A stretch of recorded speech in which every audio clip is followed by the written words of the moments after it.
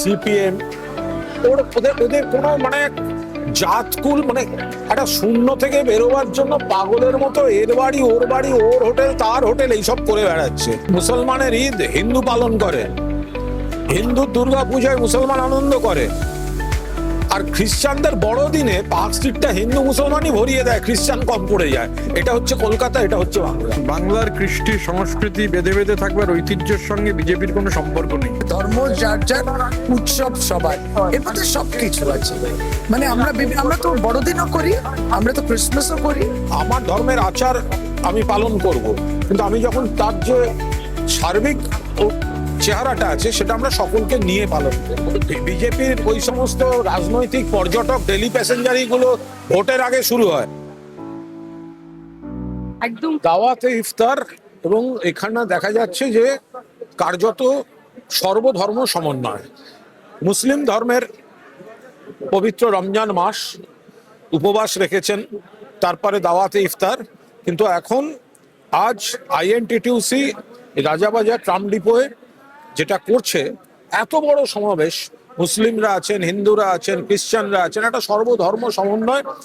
বাংলার একটা সিম্বল, ধর্ম যার যার, উৎসব সবার। ঋতব্রত বন্দ্যোপাধ্যায় আছেন ওদের সভাপতি, ডক্টর শশী পাজ এবং অন্যান্য সব নেতৃবৃন্দ আছেন। ফলে এটা মানে খুবই ভালো। আমরা তো এটাই দেখাতে চাই, আমার ধর্মের আচার আমি পালন করব, কিন্তু আমি যখন তার যে সার্বিক চেহারাটা আছে সেটা আমরা সকলকে নিয়ে পালন করব। বিজেপি বারবার যেটা অভিযোগ করে যে শুধুমাত্র এই ভোট পাওয়ার জন্যই বা এটা বছর বছর ধরে হয়, এটা বছর বছর ধরে হয়। এটার বিজেপির ওই সমস্ত রাজনৈতিক পর্যটক ডেলি প্যাসেঞ্জারি গুলো ভোটের আগে শুরু হয়, আর আমরা তৃণমূল কংগ্রেস মমতা বন্দ্যোপাধ্যায় সৈনিক সারা বছর সব ধর্মের সব অনুষ্ঠানে। এখানের মজা জানেন? এখানে মজা হচ্ছে মুসলমানের ঈদ হিন্দু পালন করে, হিন্দু দুর্গা পূজায় মুসলমান আনন্দ করে, আর খ্রিস্টানদের বড়দিনে পার্ক স্ট্রিটটা হিন্দু মুসলমানই ভরিয়ে দেয়, খ্রিস্টান কম পড়ে যায়। এটা হচ্ছে কলকাতা, এটা হচ্ছে বাংলা। দাদা একটা অন্য প্রশ্নে যাচ্ছি। না, আজকে এখন কোনো না বেরোবো, দেরি করে। না একটা দাদা, সেটা হচ্ছে দেখা গেছে আইএসএফ এর সঙ্গে গতকালও বৈঠক করেছে, আজকে আবারও ফের আরে বৈঠক। সিপিএম ওদের ওদের কোনো মানে জাতকুল মানে একটা শূন্য থেকে বেরোবার জন্য পাগলের মতো এর বাড়ি ওর হোটেল তার হোটেল এইসব করে বেড়াচ্ছে। সিপিএম মানে তো শুধু সিপিএম নয়, সিপিএম মানে বাম ফ্রন্ট। একা সিপিএম লড়ে না, সিপিএম, সিপিআই, আরএসপি, ফরওয়ার্ড ব্লক, এসপি, ডিএসপি, মার্ক্সবাদী ফরওয়ার্ড ব্লক, বিপ্লবী বাংলা কংগ্রেস, 8খানা দল আছে। তাতেও ওদের হয় না। কখনো যাচ্ছে কংগ্রেসকে ধরতে, কংগ্রেস এবার না বলেছে, কখনো আইএসএফ কে ধরতে যাচ্ছে, কখনো কি বলে ভ্যালেন্টাইন্স ডেতে লোকের মন বুঝতে, ভ্যালেন্টাইন্স ডে মরশুমে হুমায়ুনের মন বুঝতে যাচ্ছে। একটা দেউলিয়া পার্টি হলে সিপিএম, তার আবার জোট, তার আবার কথা হবে, তো সব জামানার জব্দ। যেমন দিদি, আমাদের তো দিদি এত বিখ্যাত একটা কথা বলে দিয়েছেন যে ধর্ম যার যার, উৎসব সবার, এর মধ্যে সবকিছু আছে।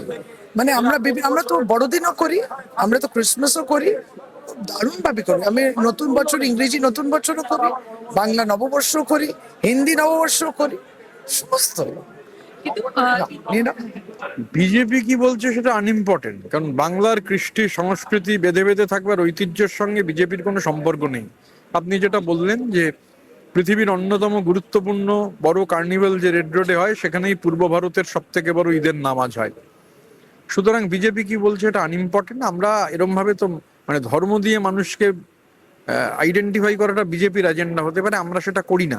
যে কারণে মানে ইফতার হোক কি কীর্তন হোক, এরম ভাবে আইডেন্টিফাই মানে আলাদা করা যায় না। এর মধ্যেই তো দোলের উৎসব হবে।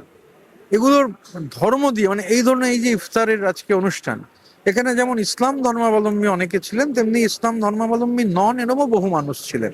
আমাদের সাম্প্রদায়িক সম্প্রীতির ঐতিহ্য বিজেপি এটাকে ভাঙবার চেষ্টা করছে, কিন্তু যত ওরা চেষ্টা করবে, এটা তো নতুন নয়, আজকে করছে, ওরা বারবার ধাক্কা খাবে, কারণ বাংলার মাটিতে সাম্প্রদায়িক শক্তির কোনো জায়গা নেই। এটা নির্বাচনে প্রমাণ হয়ে যাবে।